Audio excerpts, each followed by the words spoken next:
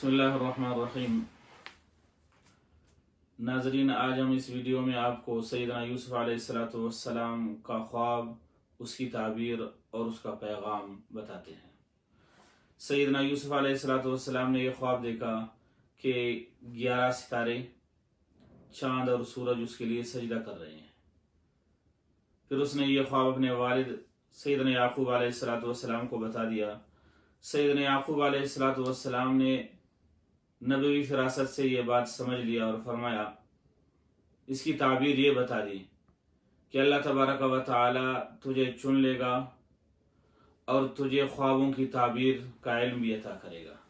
اس خواب کی تعبیر علماء تفسیر کے ہاں 40 سال بعد ظاہر ہوئی، اور اللہ تبارک و تعالی نے جس طرح خواب میں دکھایا تھا اسی طرح ظاہر ہوا۔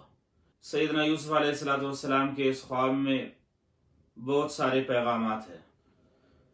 پہلا پیغام اس خواب میں یہ ہے کہ اللہ تبارک و تعالی اپنا وعدہ پورا کرتا ہے، اگرچہ کچھ مصلحتوں کی وجہ سے دیر ہو جائے۔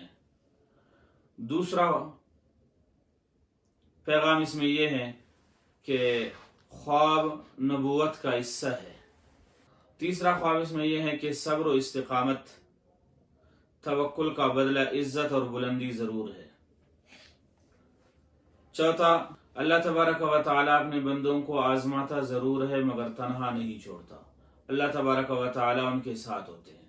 اور پانچواں پیغام اس میں یہ ہے کہ ہر مشکل کے بعد آسانی، ہر قید کے بعد رہائی اور ہر محرومی کے بعد بلندی ہے۔